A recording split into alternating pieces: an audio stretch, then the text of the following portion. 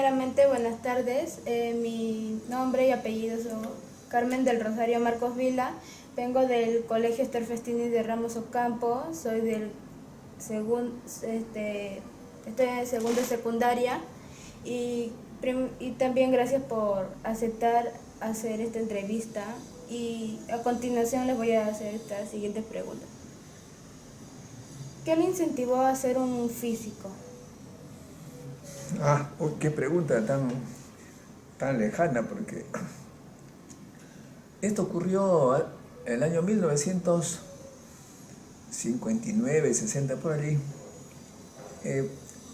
cuando mi abuelo José, por parte de madre, me dijo que me iba a enseñar las cosas de la ciencia, que era básicamente observar la naturaleza e interpretar lo que se observaba. Bueno, varias cosas, él me hacía preguntas y yo tenía que responderlas observando, no memorizando o leyendo un libro, sino observando alrededor mío. Es así como descubrí, por ejemplo, que la luna cuando está llena se coloca en el mar a las 6 de la mañana, cosas de ese estilo. Pero lo que más me sorprendió fue una vez que ingresé a la sala de la casa donde vivía con mi abuelo, la casa de mi abuelo, que era una casa contra la cordillera, contra el cerro, de modo que la puerta que daba al valle era la única entrada de luz. Y observé en el fondo de la pared una imagen muy bella de un paisaje, pero que el cielo estaba abajo y la tierra, el suelo arriba. Me impresionó tanto que ya mi abuelo me había dicho que si veía algo raro tenía que ver la explicación alrededor mío, y eso hice. Me di cuenta que por un agujero en la ventana entraba una luz que se abría, tapé ese agujero, la imagen desapareció. Entonces ya pude comprender que la imagen era del exterior y que entraba con la luz por ese agujero.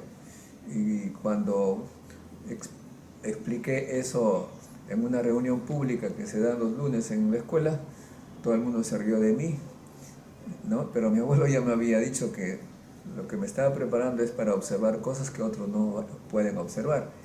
Y cuando le preguntaba más a la gente, no me sabía contestar, pero alguien me dijo, esto es cuestión de física. Y fue mucho más tarde, ya cuando estaba en la secundaria, que me explicaron que era un fenómeno de óptica, que era como si yo hubiera entrado en una cámara oscura. Y cada vez que observaba algo, para el cual mi abuelo me había entrenado, toda explicación que yo buscaba, siempre me decían, esa es cuestión de física. Entonces dije, entonces tengo que ser físico, porque si no voy a estar siempre buscando respuestas y no las encontraba. ¿Usted cree que es importante llevar la ciencia en la educación? Fundamental, porque la ciencia es comprender la naturaleza, cómo funcionan las cosas. Y si uno no conoce eso, es como andar a ciegas, ¿no? Es prácticamente condenarse a la ignorancia, a las enfermedades, a los accidentes. Por ejemplo, la ciencia nos dice que el azúcar hace daño, ya está mostrado. Terminan más tarde con enfermedades, con diabetes, etc. Eso se sabe, es producto de la ciencia. Si alguien no sabe eso, termina pues enfermo. Entonces, que, así como este caso, que la gente que no sabe toma gaseosas y se enferma al final, anda mal de salud. Así como ese caso, si uno no conoce las cosas de la naturaleza, siempre va a estar cometiendo errores y va a terminar en graves problemas. Viviríamos de ignorantes. La ignorancia que mata además, porque una ignorancia que nos induce a hacer errores mortales es realmente peligroso. ¿Hubo dificultades para seguir con su carrera?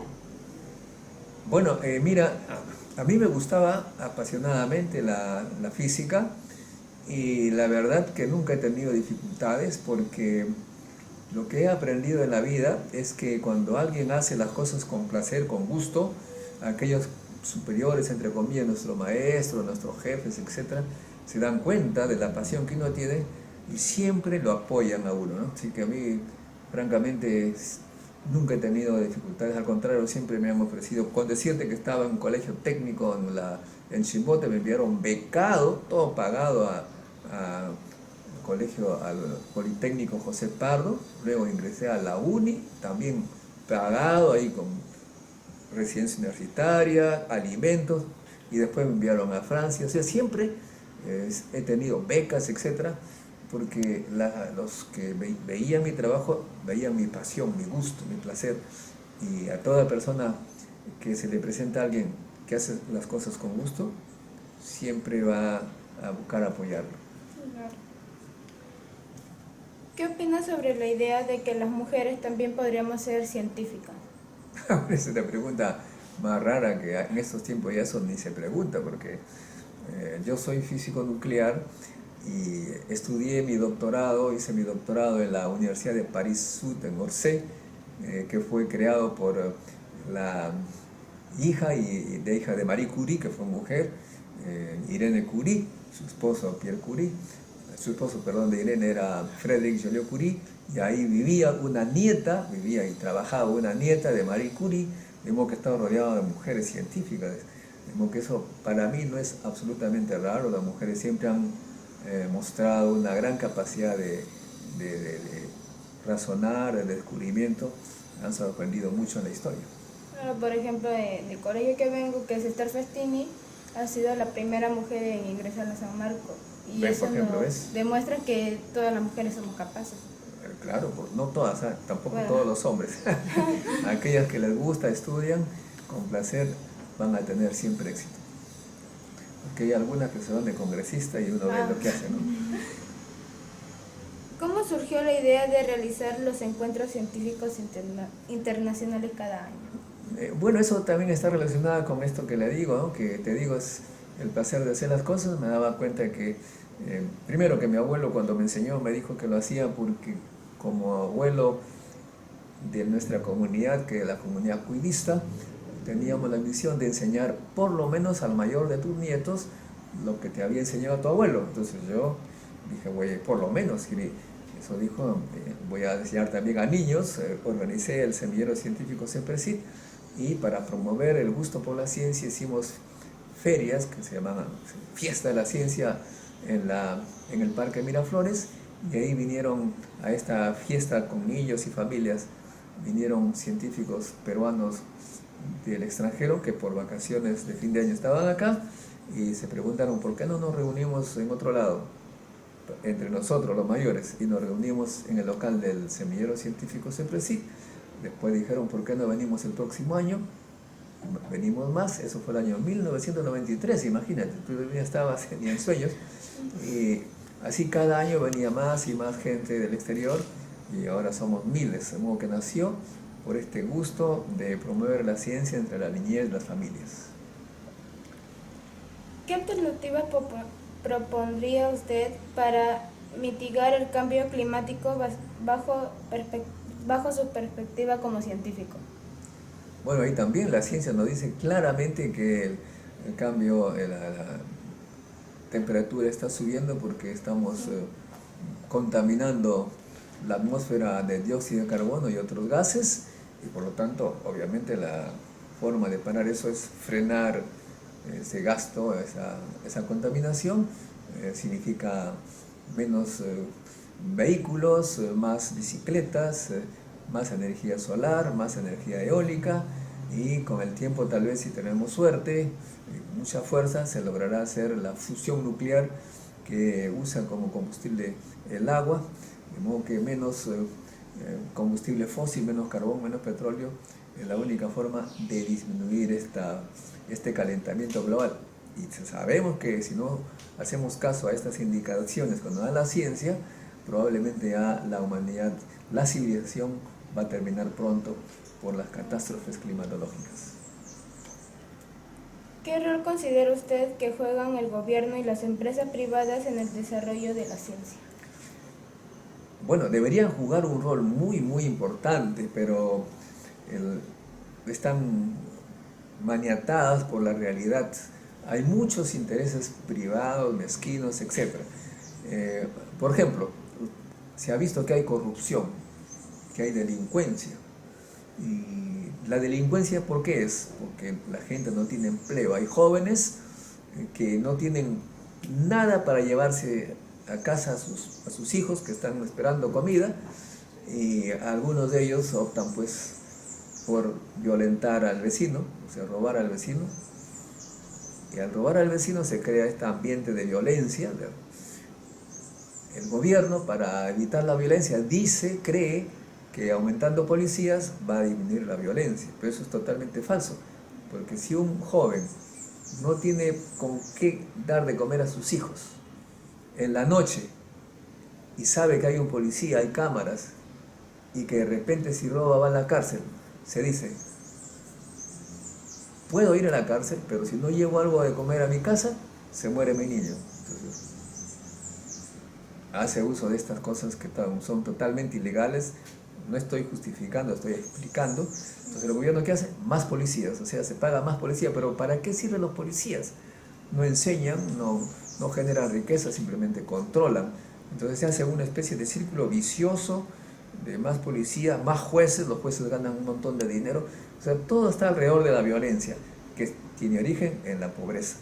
De modo que si nosotros hiciéramos una política científica y tecnológica, los jóvenes tendrían ya trabajo porque ya sabrían qué hacer, electricistas, electrónicos, o sea, hay tantas cosas que se harían celulares, televisores, cámaras, sabrían hacer muchas cosas, incluso internet, software como Facebook, como todos estos programas que hay, que se venden, que cuestan bastante caro. Estaríamos exportando riqueza y estaríamos muy bien si es que hiciéramos una política en ciencia y tecnología. Pero, ¿quién se opone? Los que tienen esos privilegios. Acá, por ejemplo, en Finlandia, un maestro como el que te enseñan en la escuela gana, no lo vas a creer, gana 3 veces más de lo que gana un congresista. ¿Te das cuenta por qué? Porque esos países dan prioridad a la educación. Pero si tú le pides acá a los congresistas que se bajen el sueldo para que los profesores ganen bien y haya mejores maestros, te van a decir no. Igual los policías, igual los jueces. En Francia, por ejemplo, un profesor universitario gana más que un juez porque le da prioridad a la educación. De modo que si se quiere hacer algo, el gobierno tendría que dar prioridad a la educación, y si hace eso, seguramente que habrá mucha gente, jueces, policías, generales, que se van a oponer porque ellos quieren ganar más, y por lo tanto el gobierno se ve maniatado, ¿no? Más aún la corrupción, como has visto tú seguramente, todo el mundo se opone a ser juzgado, busca un montón de pretextos para seguir en impunidad. De modo que el gobierno tiene muy pocas posibilidades, pero por supuesto debe intentar poco a poco para que se elimine esta lacra que es la corrupción, la delincuencia, cuyo origen está en la falta de ciencia y tecnología. Vale. ¿Cuál ha sido su mayor logro hasta el momento? ¿En qué campo? Pues hay varios campos. En la ciencia y tecnología, bueno, ahí sí que tendría que ser una lista bastante compleja, pero podríamos más bien, te podría contar más bien cuáles han sido los momentos de mayor alegría en mi camino por la ciencia. Esto ocurrió en 1979, imagínate, hace cuántos, 40 años por ahí, ¿no? Sí. O más. Ese año, imagínate, yo estaba en Francia estudiando mi doctorado, y nuestro jefe, que estaba dando una conferencia internacional, no pudo contestar una pregunta ante ese auditorio internacional, y señaló allí quien puede contestar mejor la pregunta. Modesto Montoya tuvo que salir, y me di cuenta que lo que habíamos aprendido en la uni y lo que habíamos explicado pues era válido, y eso permitió que más tarde me invitaran a varios sitios. Pero esto es solamente lo más antiguo. Pues sigo investigando, sigo dando explicación en temas de la fisión nuclear, que es un fenómeno que sirve para hacer reactores nucleares como los que hay acá en Perú, Guarangar 1, y los que dan energía a muchos países. Eso me parece que es uno de mis logros científicos, pero también el hecho de haber estudiado y seguir estudiando el agua que está debajo de nuestros pies aquí en el suelo de Lima, para comprender su dinámica, cómo se se mueve, a qué velocidad, eso también me da bastante satisfacción porque son publicados en revistas internacionales. Eso es en ciencias, pero digamos en la parte de docencia, creo que la mayor alegría que me da es haber creado la maestría en física médica en el año 95. Esa maestría era para preparar físicos que combaten el cáncer y ahora todas las clínicas y los hospitales funcionan contra el cáncer gracias a esa maestría porque son los egresados de esta maestría los que están trabajando en eso.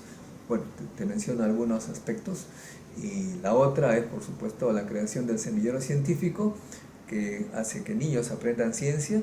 Sus egresados están pues en el Perú y también en los grandes laboratorios del mundo, que cuando voy siempre me dicen, yo estudié en el semillero científico CEPRESID, de modo que ves hay cosas que de las cuales uno puede estar más o menos contento, pero no satisfecho porque hay que avanzar mucho más. Uno quiere llegar a más y no quedarse en un punto. ¿Las metas alcanzadas son de su entera satisfacción hasta el momento? No, uno no puede estar... mira, cuando tú has llegado, me has encontrado trabajando, porque sí, uno nunca está satisfecho, tiene que avanzar, es lo más que se pueda. Hasta, como dijo Alfonso Ugarte, hasta quemar el último cartucho, aquí en este caso diríamos, hasta quemar la última neurona. Claro. ¿Actualmente qué proyecto viene realizando? En este instante tengo el proyecto de la fisión nuclear, que estamos justamente viendo cómo los grandes experimentos sobre fisión nuclear tienen problemas y por medio de simulación en computadora se busca la mejor manera de dar datos reales, porque un experimento sirve para obtener datos reales, pero si estos experimentos no están bien diseñados por límites técnicos, entonces hay que ver cómo hacer para llegar a estos datos reales.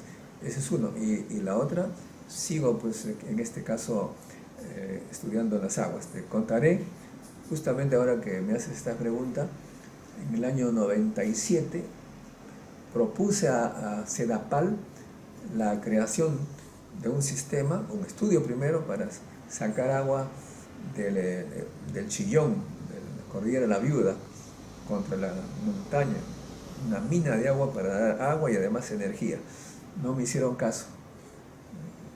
En CEDAPAL estaba el presidente de CEDAPAL y justo hace una semana recibí un mensaje electrónico que de repente te lo envío a tu correo para que veas allí, que dice: doctor Montoya, cuando usted vino nosotros no tomamos en cuenta y hoy nos pesa porque hemos perdido 20 años y tenemos que empezar ya. O sea que esto también obviamente me da mucha satisfacción y tristeza al mismo tiempo. Satisfacción porque se han dado cuenta de la validez de nuestra propuesta y tristeza porque se han perdido 20 años. De modo que mi proyecto es apoyarlos en este proyecto para tener agua y que no nos falte, sobre todo en el norte de Lima. Claro, porque primero siempre nos toman por loco cuando damos una opinión.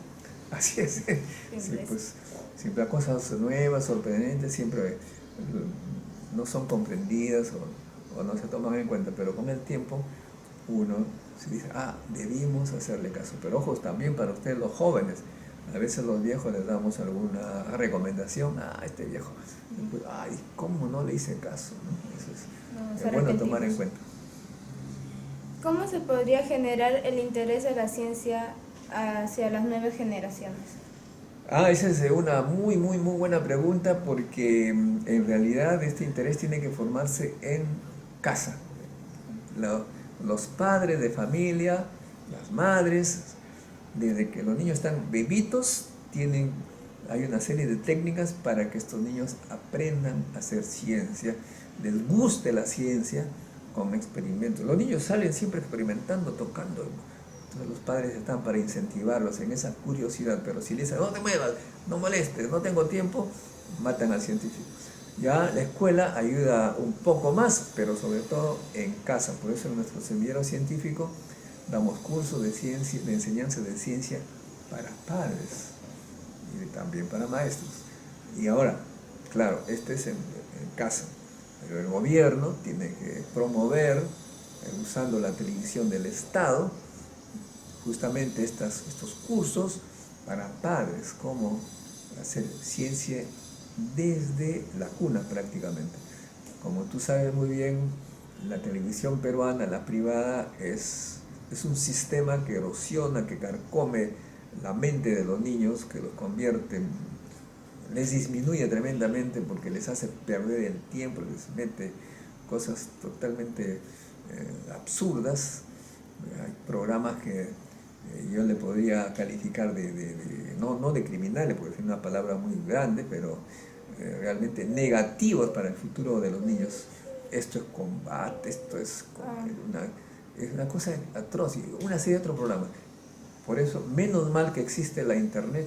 Si tú quieres, por ejemplo, escuchar algo bueno que te sirva para ti, tú entras al YouTube y pones conferencia, no sé, pues conferencias sobre el azúcar y la salud, tienes todo. Conferencias sobre el origen del universo, tienes todo. Porque la televisión, realmente, tú has visto violencia, corrupción, siempre están entrevistando a los políticos, y siempre lo mismo, dicho sea de paso, mientras que más peleadan, más los entrevistan, y eso malogra la cabeza de los niños. Siempre enfocan a la violencia, no a lo bueno. Y a la controversia, la pelea, hay una congresista súper famosa, cada rato la entrevista porque está... Eso está muy mal, pues es como que el gobierno tiene que usar los canales del Estado para promover el gusto por la ciencia en casa. Claro. Bueno, hasta aquí las preguntas. Más bien quisiera también una opinión sobre las nuevas tecnologías que te salían, como celulares o otros aparatos tecnológicos. Yo justamente acabo de decirte, ¿no?, que menos mal que existen eso. Ojo, pero también debemos tener cuidado, porque eso es producto de la ciencia y la tecnología. Los celulares, etc. No son ni buenos ni malos, depende qué uso le das. Claro. ¿No es cierto? Entonces, si tú usas la internet del celular, como te dije hace un instante, para escuchar las mejores conferencias del mundo sobre los temas que te interesan, estás dándole un uso realmente valioso para ti. Pero si tú lo usas para escuchar tonterías, ver tonterías que no te van a servir para nada, ahí está mal. Pues. O sea que esta tecnología depende de cómo lo uses. Es igual que los libros. Cuando se inventó la imprenta, se hacían libros. Hay gente que vivía pues a miles de kilómetros y podía leer lo que pensaban científicos lejanos, ¿no? Ahora, con la internet, tú puedes escuchar clases de profesores mundiales sobre temas que a ti te interesan, informarte cómo es el mundo. Es una cosa impresionante. Por ejemplo, te metes al Google Maps, Google Earth, lo que fuera, tú vas y dices cómo es el paisaje en tal sitio de la India, de la China, cómo está viviendo la gente, cómo son sus casas. Como que esa es una gran cosa, pero no hay que usar esa tecnología para perder el tiempo. Claro, porque le da mal uso. Mal uso para uno mismo, le hace daño a uno mismo. Uno mismo y nuestro futuro, porque nos enseñan malas cosas y afectan nuestra vida diaria. Exactamente. Bueno, esto es todo. Gracias más bien por la entrevista. Ha sido un gusto conocerlo y gracias también por su tiempo. Gracias a ustedes que han venido a mi modesta casa, y me gustaría continuar esta conversación en otra oportunidad para ver qué cosas están ustedes haciendo en ciencia. Me he dado cuenta que te interesa bastante, te felicito y sigue pues en ese camino, a ver si nos vemos más tarde en la universidad o en alguna conferencia internacional. Sí, bien. Ok, gracias. Bueno.